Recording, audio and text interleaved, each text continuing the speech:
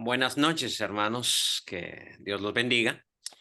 Eh, Muchas gracias una vez más por esta oportunidad de estar aquí con ustedes para explicar un poquito acerca de las escrituras, ¿no? Y estamos estudiando en esta serie de clases las parábolas del reino. La vez pasada, hace 2 semanas atrás, estábamos analizando el concepto de la parábola, ¿no?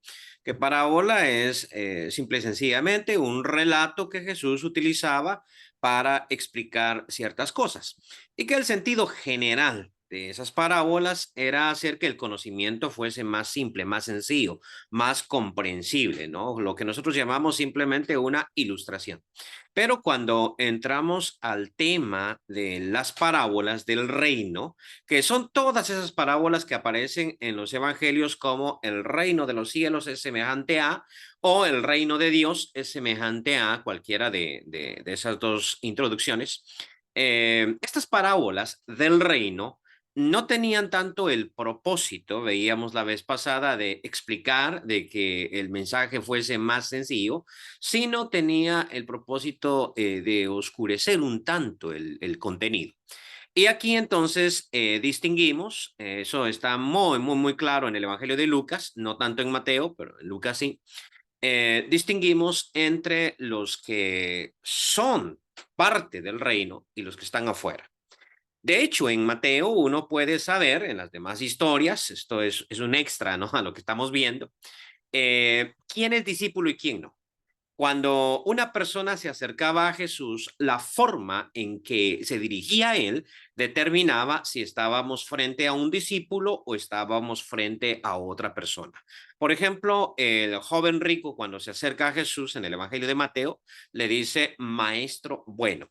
Esa palabra maestro, que en griego es didáscalo, era la forma en que los adversarios de Jesús se dirigían a él porque los discípulos no los llamaban maestro, sino los llamaban Señor. Entonces, cada vez que uno mira a quién se acerca a Jesús o cómo se dirige a él, uno puede determinar si estamos ante un discípulo o estamos ante alguien que no ha tomado esa decisión.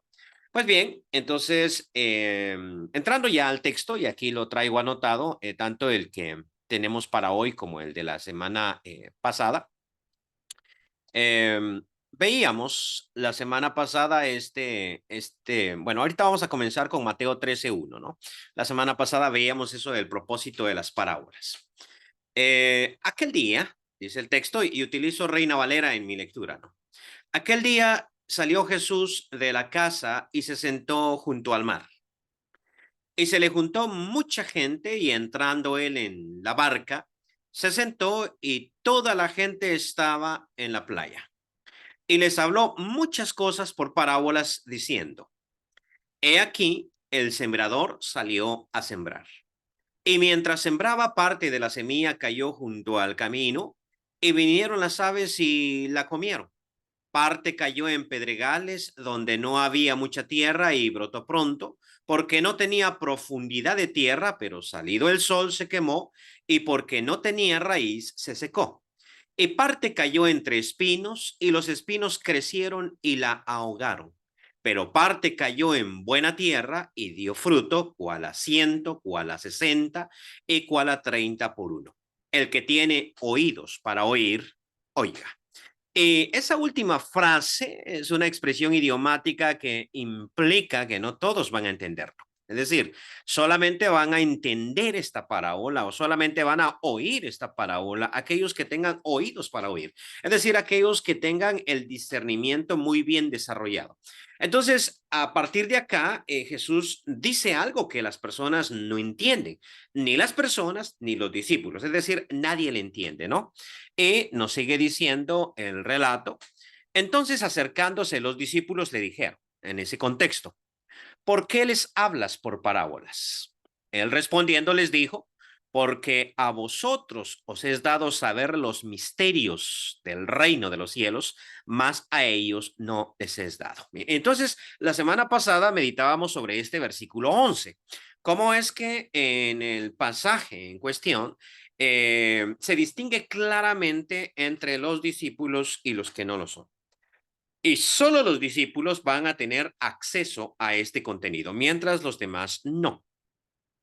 Pues más adelante eh, le dice Jesús a sus discípulos ya nada más. Oíd pues vosotros, los discípulos, la parábola del sembrador. Y pasa él a explicar esta parábola.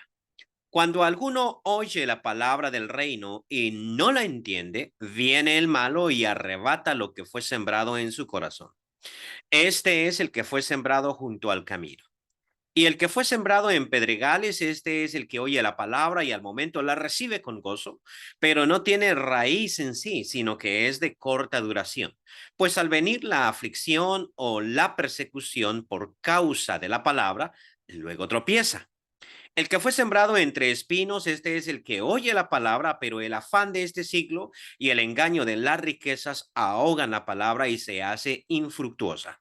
Mas el que fue sembrado en buena tierra, este es el que oye y entiende la palabra y da fruto y produce a 100, a 60, a 30 por uno.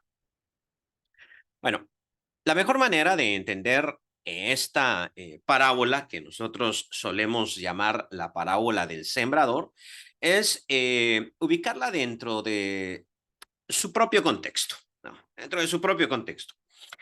Es decir, Jesús está hablando a judíos en aquella época y los judíos a quienes él habla tenían una concepción muy específica de lo que era el reino de los cielos. Es decir, ellos esperaban ese reino.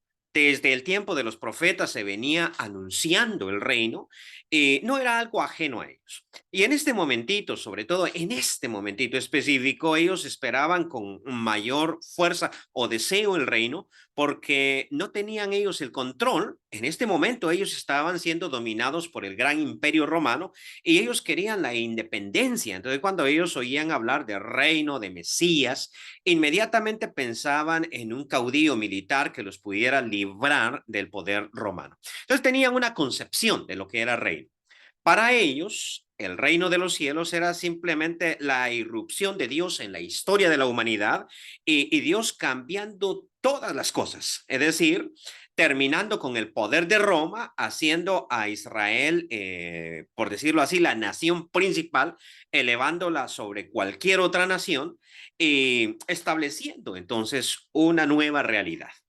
Pero resulta que el reino no era o no era como ellos lo esperaban, sino era un tanto diferente, era distinto. El reino vino y ellos no se dieron cuenta.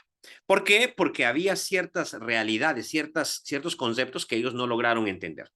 Y entonces aquí, cuando Jesús empieza a hablar del reino, les dice, miren, el reino de los cielos no es tanto así como lo han pensado, sino es como un hombre que sale a sembrar, un hombre que siembra y sale a sembrar y parece que el contexto de esta siembra es el trigo, porque el trigo es el que se dispersa por todos lados y cae por muchos lugares, ¿no? Si uno siembra café, pues siembra cada arbolito, si uno siembra maíz, nunca tira la semilla, sino que hay que enterrarla, pero cuando uno siembra trigo, ese simplemente se esparce por el terreno. Y entonces existen un único tipo de semilla, pero queda regada en 4 tipos de tierra. Los pedregales, queda en el camino, entre las piedras, entre los espinos, y la cuarta parte pues cae en buena tierra y obviamente el que cae junto al camino, las aves de los cielos se comen esa semilla y la semilla que cae entre pedregales pues brota pronto porque no hay profundidad, la raíz no logra crecer, brota pronto, pero al salir el sol se seca y la semilla que cae entre espinos crece, siempre está ahí, pero se marchita y nunca logra dar fruto porque los espinos ahogan esa semilla, pero aquella que cayó en buena tierra, dice, produce a 30, a 60 y a 100 por uno. Bien, ¿de qué está hablando Jesús? ¿Qué tiene que ver esto con el reino? ¿Qué tiene que ver esto con lo que ellos esperaban? En primer lugar, y aquí quiero establecer algunos puntos que tienen que ver con el reino. En primer lugar, el reino no iba a ser, o la implantación del reino, no iba a ser algo visible, o evidente a todo mundo. Es como una semilla. Es como una semilla. No es como una planta. Es como una semilla. Una semilla, y eso lo vamos a ver en otras parábolas posteriormente, es como una semilla, dice Jesús, que está allí sembrada. O sea, no se puede ver, es incipiente, está oculto.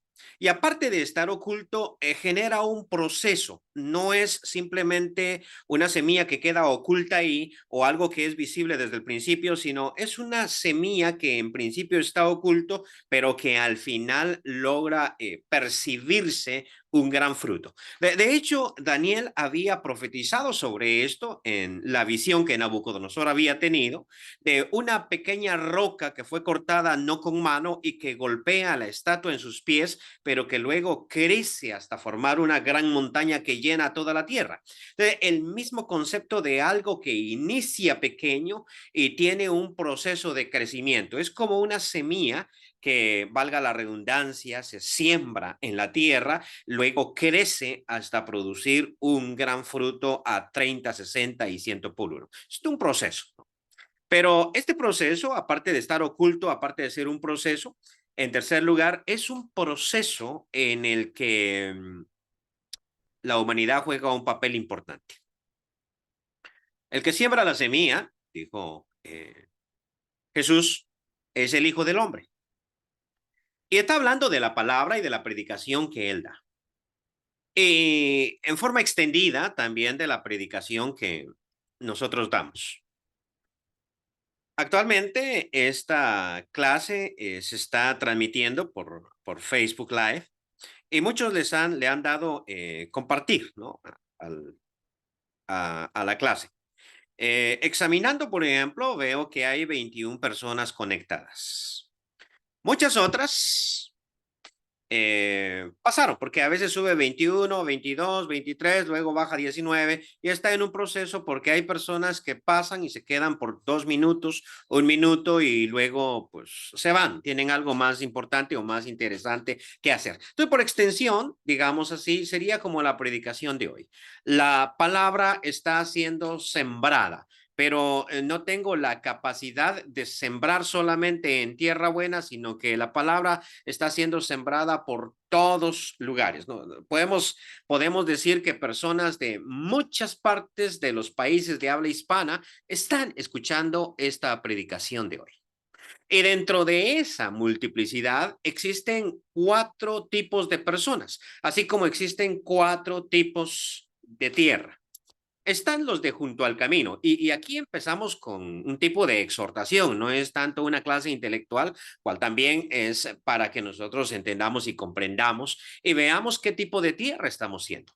Porque dice que los primeros, los que fueron sembrados junto al camino, dice Jesús ya en su explicación solamente a sus discípulos, le dice, estos son los que oyen la palabra, pero no la entienden. O sea, qué interesante, ¿no? Oye la palabra, pero no la entiende. ¿Cuántas veces nosotros escuchamos y no hacemos un esfuerzo por entender? Por querer aprender, ¿no? Por querer conocer. Cuando nosotros entramos, por ejemplo, a una escuela, a una universidad o a escuela secundaria y hemos pasado mucho tiempo sin estudiar, es decir, he dejado unos 5 años, 6 años sin estudiar y de pronto entro a la escuela nuevamente, no voy a captar todos los conceptos porque mi cerebro es como cualquier músculo, si no se usa y si no se ejercita, pues se atrofia, se daña, ¿no? Es lo mismo pasa con cualquier músculo, una persona que ha sido atleta, que ha corrido mucho en su juventud y de pronto deja de correr, como es mi persona, yo corría bastante cuando era joven, corría 10 kilómetros prácticamente diarios o a veces 2 o 3 veces por semana, pero así como estoy hoy en día, estoy seguro que no los voy a aguantar. O sea, si salgo corriendo no los aguanto, porque mi musculatura se atrofió por el no uso, por la no práctica.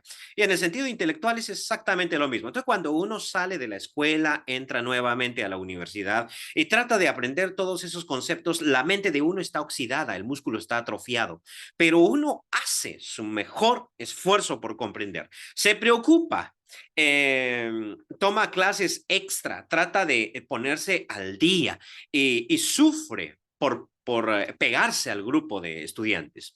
No he visto yo el mismo esfuerzo en la iglesia, lamentablemente. No he visto el mismo esfuerzo, no he visto a las personas preocupadas porque no entienden, sino por el contrario, las veo, bueno, no siempre se aprende, ¿no? Y el problema con no comprender la palabra de Dios, si hay un problema aquí, que dice los que fueron, los de junto al camino, la semilla que cayó en el camino y las aves vinieron y la comieron, son los que oyen la palabra, pero no la entienden, no logran comprenderla. Entonces viene el diablo y arranca lo que fue sembrado en su corazón.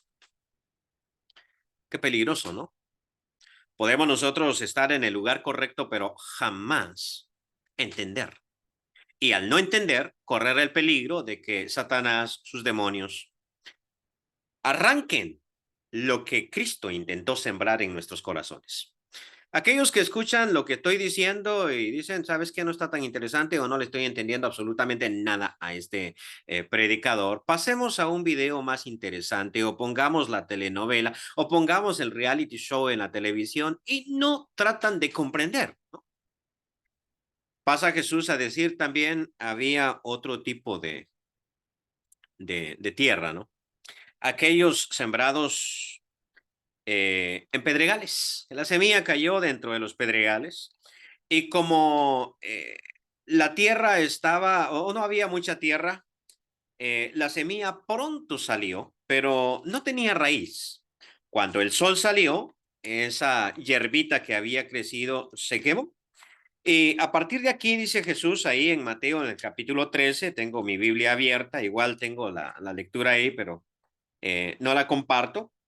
Eh, Dice versículo capítulo 13, versículo 20 de Mateo, y el que fue sembrado en pedregales, este es el que oye la palabra y al momento la recibe con gozo.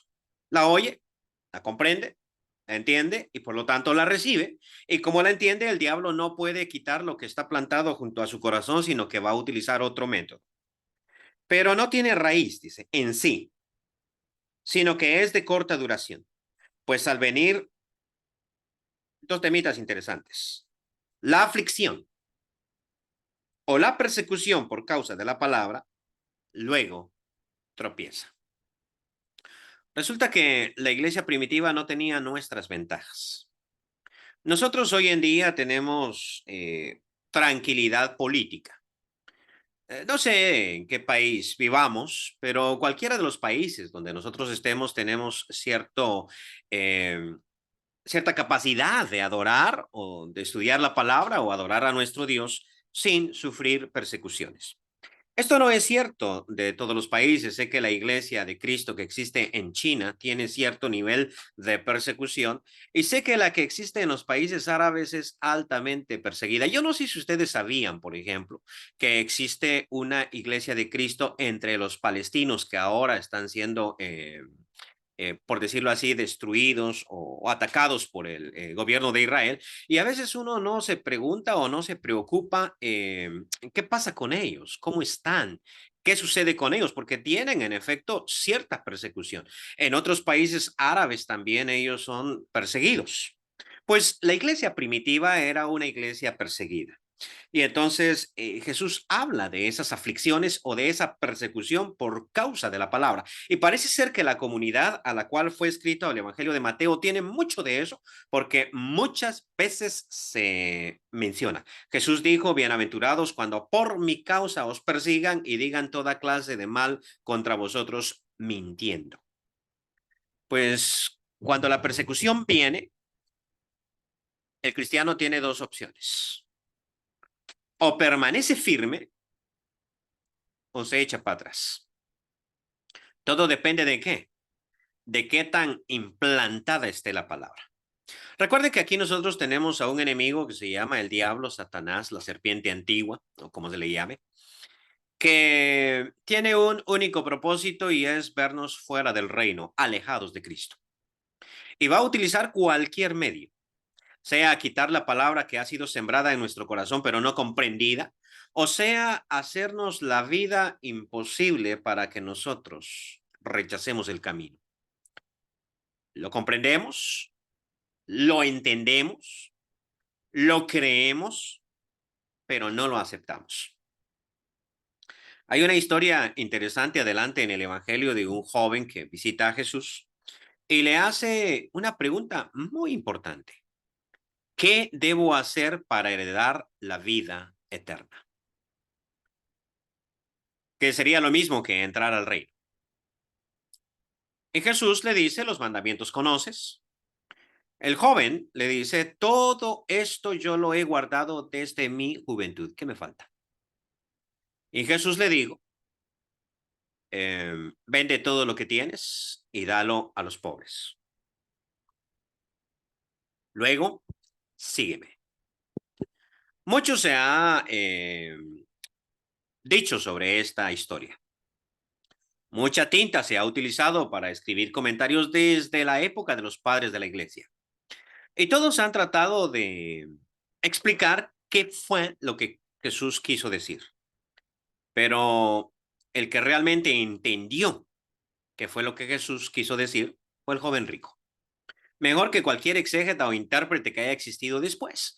Él entendió perfectamente lo que Jesús le dijo, vende todo lo que tienes y dalo a los pobres. Y dice la historia que se fue triste porque tenía mucho. Una persona que llegó, vio, comprendió, pero decidió apartarse. Y esa historia puede contarse de muchas maneras, porque muchos más han vivido esa misma situación. Entiendo el camino, comprendo la palabra, la creo por algún tiempo, pero se me complica, se me hace difícil y por lo tanto desisto. Ahora yo estoy hablando aquí sin tener esa experiencia porque yo nunca he sido perseguido por causa de la palabra. He sido perseguido, pero por causa de mis errores, no por causa de la palabra, ¿no? Entonces, eso es diferente. Es distinto que uno se meta a problemas con la ley o con cualquier situación o con los vecinos, pero sea por el comportamiento que uno tiene y no por la palabra de Dios. Pero por la palabra de Dios yo no he padecido, así es de que no estoy en ese grupo. Parece que donde más puedo incluirme es en el siguiente. El que fue sembrado entre espinos, dice Jesús, este es el que oye la palabra. Y aquí viene lo peligroso, ¿sí? Y creo que esto nos aplica más a nosotros que vivimos en una época de paz, de seguridad, de libertad religiosa, donde el Estado garantiza que yo puedo elegir la religión que quiera para mí, para mi familia y practicarla, ¿no? Dice, el que fue sembrado entre espinos, este es el que oye la palabra. Obviamente la entiende y parece que no tiene este tipo de persecución que tiene el anterior, pero dice el afán de este siglo, el afán de este siglo. Jesús ya ha hablado de esto anteriormente en el Sermón del Monte. Basta a cada día su propio afán. Y habla de ciertas cosas como no os afanéis por el día de mañana, qué comeremos o qué beberemos. Y yo no sé si este es el caso de ustedes, pues el caso mío, siempre uno anda pensando cómo voy a juntar la plata para el final del mes, para pagar la renta. ¿Qué pasa si el día de mañana me quedo sin empleo? ¿Qué voy a comer? ¿Qué voy a beber? ¿Qué sucede, por ejemplo, si enfermo? ¿No? ¿Qué sucede si enfermo? Vivía anteriormente en Honduras, donde yo tenía seguro social, pero ni tan bueno que sea en Honduras, ¿no? Ahí se muere uno. Pero ahora que vivo en Colombia, aquí yo no tengo seguro social todavía. Si me accidento, pues no tengo quien me cure. Entonces, aquí tienen este servicio de transporte que se llama mototaxi. Usted se monta una moto y pues lo lleva a donde sea por 3,000 pesos, 4,000 pesos. La moneda aquí está súper devaluada, ¿no? Pero eso no es mucho. Para hacerte cuenta sería como por $1, por $1. Te lleva a donde sea. Y pues mi esposa de cuando en cuando me dice, no te montes a eso porque no tenés seguro. O sea, si se cae la moto, no te puedo llevar a curarte, ¿no? Te vas a tener que curar solo. Y entonces uno se preocupa por estas cosas, ¿no? Ese es el afán de este siglo, o sea, el afán de este mundo, el afán que tienen todas las personas.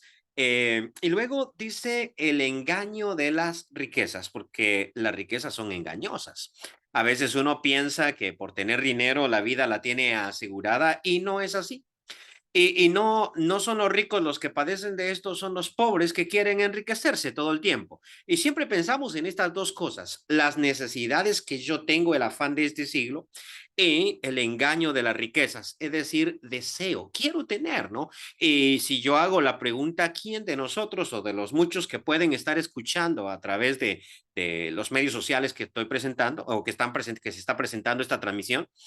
¿Quién no quiere tener una casa? ¿Quién no quiere tener un carro? ¿Quién no quiere tener esas comodidades? Creo yo que hoy en día todas las personas sueñan con eso, con tener por lo menos un apartamento, una casa, un carro, al menos una bicicleta, tener algo, ¿no? Y suplir las necesidades que uno tiene, pero lo que uno no sabe es que estas situaciones acaban con la vida, acaban con la vida.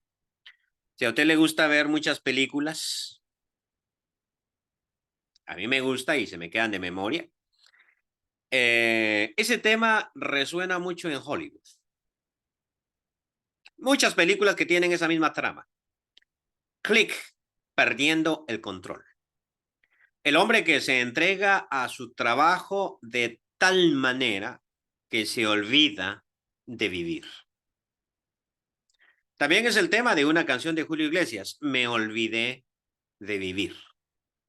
El tema de muchas películas, como acabo de decir. O sea que la misma sociedad reconoce que por estar pensando en el mañana yo no vivo en el hoy. Por estar pensando en lo que yo tendré más adelante no puedo disfrutar lo que tengo ahora. Y en el contexto de todas estas películas que estoy resaltando, pues se habla de la situación social. Logro o pierdo mi matrimonio por estar siempre con el afán de este siglo y el engaño de las riquezas. Pierdo a mi familia, mis hijos crecen y yo ni siquiera me doy cuenta. De pronto son niños, son bebés y luego salen de la casa porque son mayores de edad y yo me perdí todo eso. Esta es la idea. Pero en la Biblia y aquí en este relato, el problema grande es que esta semilla es completamente infructuosa. Y este es un problema para nosotros los predicadores. Nosotros los predicadores generalmente pasamos lista en las iglesias. Ustedes no se dan cuenta, pero uno siempre está viendo quién vino, quién no vino, porque ese es, por decirlo así, es la forma en que nosotros podemos detectar quién está y quién no está bien espiritualmente y tratamos de pegarle una llamada, visitar a la persona, ver qué tiene cuando no viene a la congregación y le prestamos toda la atención. O sea, le prestamos la atención a aquella semillita que pusimos junto al camino, la persona que no obedeció al Evangelio porque no lo comprendió, visitamos una y otra vez, y sobre todo a aquellos que en algún momento estuvieron en la iglesia y por alguna razón se fueron, que es la semilla que cayó entre pedregales porque tuvo algún tipo de persecución. Pues nosotros los predicadores nos damos cuenta cuando no viene a nuestras reuniones y vamos tras él y lo buscamos, es la oveja que buscamos y nos concentramos. El problema con el tercer tipo de tierra o de semilla que cayó en esa tierra es que esta es altamente engañosa. Puede ser cualquiera de nosotros. Siempre está allí. Es aquel que se sienta atrás en nuestras iglesias, o en medio, o a veces en el frente. Puede ser muy puntual en las reuniones. Siempre llega con su corbatita y se sienta ahí. Escucha la palabra, la entiende, la acepta y a veces hasta está dispuesto a sufrir por causa de ella. A veces. Pero resulta que pasa el tiempo y nunca cambia. No existe fruto de parte de ella. No hay un cambio radical. ¿qué es lo que está sucediendo, no? ¿Qué es lo que sucede? En el contexto mío, nosotros sembrábamos, en Guatemala sembrábamos maíz, maíz de montaña. Cuando uno siembra ese tipo de maíz, pues coloca 4 o 5 semillas juntas para que juntas las matitas de maíz se apoyen una con la otra. Y luego nosotros hacíamos un trabajo ya que la semilla había brotado y la milpa, como le llamamos a la planta de maíz en el contexto de Guatemala, había crecido un tantito.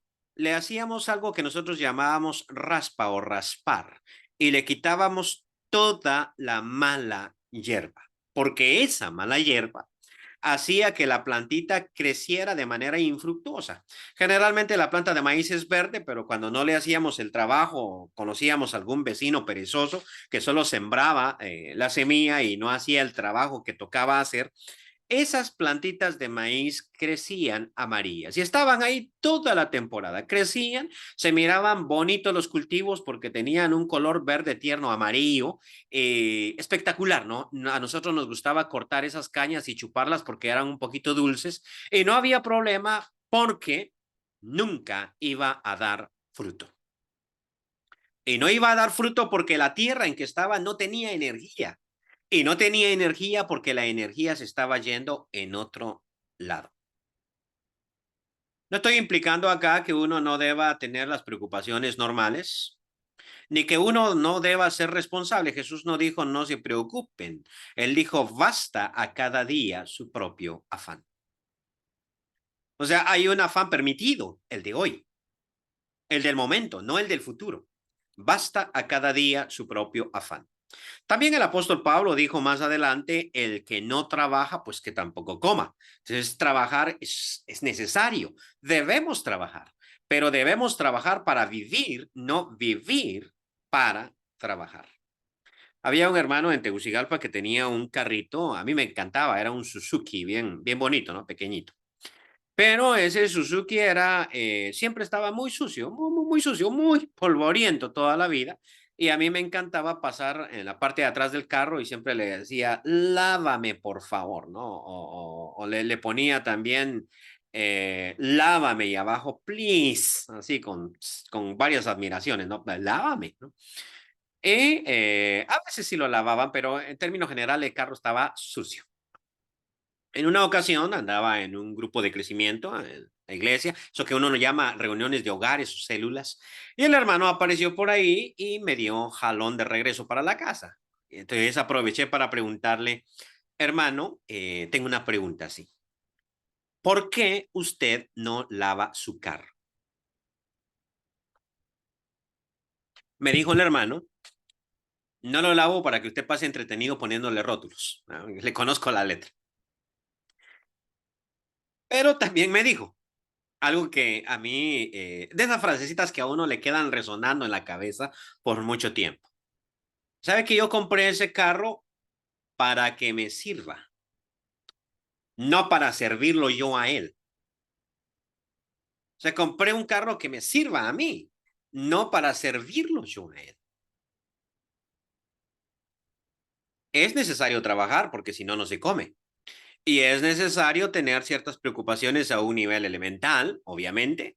Cristo nos llama a ser responsables, ser un padre de familia responsable que se preocupa porque sus hijos tengan que comer.